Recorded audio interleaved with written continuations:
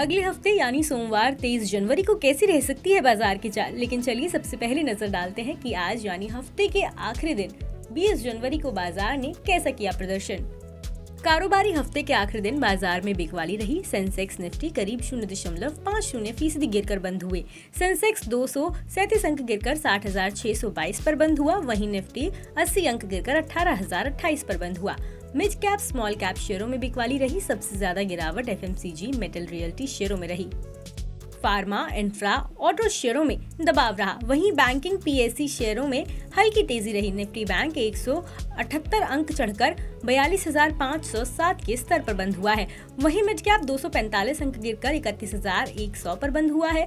वहीं निफ्टी के 50 में से 38 शेयरों में गिरावट रही, जबकि सेंसेक्स के 30 में से 21 शेयरों में बिकवाली रही। निफ्टी बैंक के 12 में से 7 शेयरों में तेजी रही। डॉलर के मुकाबले रुपया 24 पैसे मजबूत होकर 81.12 के स्तर पर बंद हुआ है। HUL, Asian Paints, Bajaj Finance, JSW steel और नेस्ले इंडिया निफ्टी के टॉप लूजर रहे हैं। वहीं Coal India, HDFC bank, Power Grid Corporation, HDFC और ITC निफ्टी के टॉप गेनर रहे हैं। अलग अलग सेक्टर्स पर नजर डालें तो निफ्टी बैंक को छोड़कर सभी सेक्टोरल इंडेक्स लाल निशान में बंद हुए हैं। Auto, FMCG, infra, IT, metal और फार्मा इंडेक्स 0.3 से 1% तक की कमजोरी के साथ बंद हुए हैं। BSE पर आज 100 से ज्यादा स्टॉक्स 52 वीक हाई हिट करते दिखे।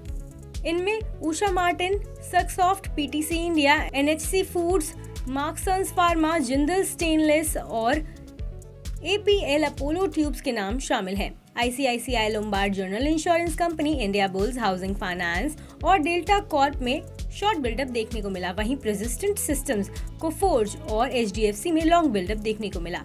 बता दें कि 20 जनवरी को BSE में लिस्टेड कंपनियों का कुल मार्केट कैपिटलाइजेशन घटकर 280.24 लाख करोड़ रुपए पर आ गया, जो इसके पिछले कारोबारी दिन यानी 19 जनवरी को 281.83 लाख करोड़ रुपए पर था। इस तरह BSE में लिस्टेड कंपनियों के मार्केट कैप में 20 जनवरी को करीब 1.59 लाख करोड़ रुपए की गिरावट आई। 23 जनवरी को कैसी रह सकती है बाजार की चाल।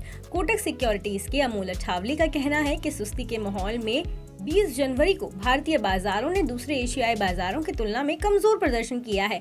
बाजार में किसी पॉजिटिव ट्रिगर के अभाव में मार्केट सेंटिमेंट पर दबाव देखने को मिला। टेलीकॉम और रियल्टी शेयरों में आई मुनाफा वसूली के कारण बाजार में गिरावट देखने को मिली। हालांकि बैंकिंग, पावर, तेल और गैस सेक्टर के चुनिंदा शेयरों में खरीदारी देखने को मिली। टेक्निकल नजरिए से देखें तो वीकली चार्ट पर निफ्टी ने एक लॉन्ग लेग डोजी कैंडलस्टिक बना लिया है, जो बाजार में दिशाहीनता का संकेत है। निफ्टी के लिए अब नियर टर्म में 18,000 या 20 डे SMA सपोर्ट का काम करेगा। अगर निफ्टी इस लेवल के ऊपर टिकने में कामयाब रहता है तो फिर इसमें हमें ऊपर की तरफ 18,150 से 18,200 का स्तर देखने को मिल सकता है। वहीं अगर निफ्टी 18,000 के नीचे फिसलता है तो फिर ये गिरावट 17,850 के स्तर तक जा सकती है। शेयर खान के गौरव रत्न पारखी का कहना है कि निफ्टी एक और हफ्ते 20 WMA के ऊपर कंसोलिडेट होता दिखाई दिया। वीकली चार्ट पर इसने लगातार दूसरे हफ्ते डोजी पैटर्न बनाया है। इससे बाजार की दिशा साफ नहीं होने के संकेत मिलते हैं। अब निफ्टी के लिए 18,000 पर सपोर्ट दिख रहा है। यहाँ से हमें नई खरीदारी आती दिख सकती है।